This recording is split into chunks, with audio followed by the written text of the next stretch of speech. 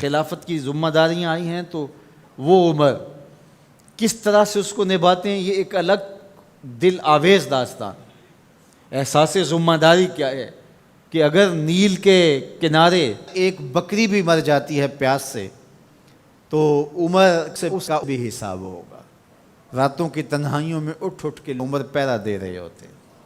یہ حضرت عمر ہے رضی اللہ تعالیٰ عنہ، کس طرح سے نظم کو چلاتے ہیں، اور امر بالمعروف اور نہی عن المنکر کا جذبہ کس طرح سے آپ کے رگ و ریشہ کے اندر محو نفوس تھا کہ جب آخری وقت آتا ہے ایک ظالم لولو فیروز نامی مجوسی آپ پر حملہ آور ہوتا ہے اور مسجد کے اندر شہید کیے جاتے ہیں۔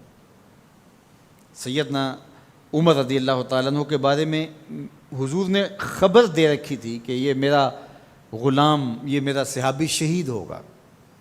جب پہاڑ جھوم اٹھا تو فرمایا انما علیک نبی و صدیق و شہیدان، تمہارے اوپر ایک نبی ہے، ایک صدیق اور 2 شہید ہیں۔ حضرت حذیفہ بن یمان رضی اللہ تعالیٰ عنہ فرماتے ہیں کہ مجھے شوق تھا کہ حضور سے فتنوں کے بارے میں سوال کروں اور میں پوچھتا تھا، تو حضرت عمر رضی اللہ تعالیٰ عنہ نے حضرت حذیفہ بن یمان سے کہا کہ حضور نے جن فتنوں کا ذکر کیا ہے تو مجھے ان کے بارے میں بتاؤ۔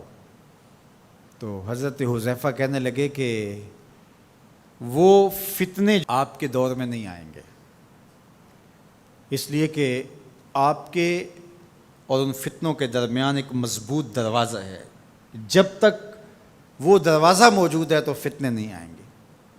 تو حضرت عمر نے کہا کہ وہ دروازہ کھولا جائے گا یا توڑا جائے گا؟ تو حضرت حذیفہ بولے توڑا جائے گا۔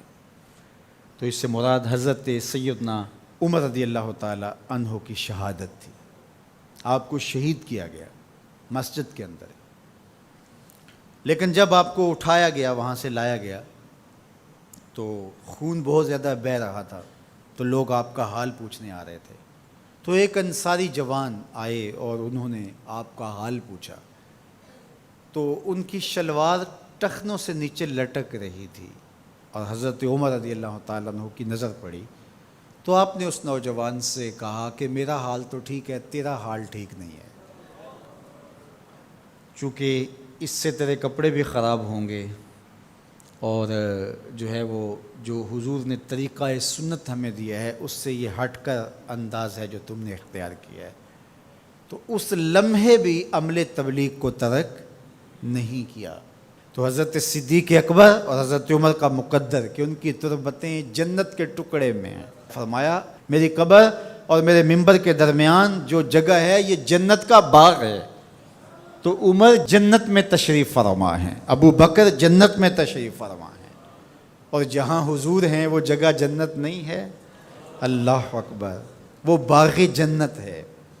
حضور ایک دن مسجد سے باہر تشریف لا رہے تھے، دائیں ہاتھ میں حضرت ابو بکر کا ہاتھ پکڑا تھا اور بائیں ہاتھ میں حضرت عمر کا ہاتھ پکڑا تھا، اور مسجد سے باہر آ رہے تھے۔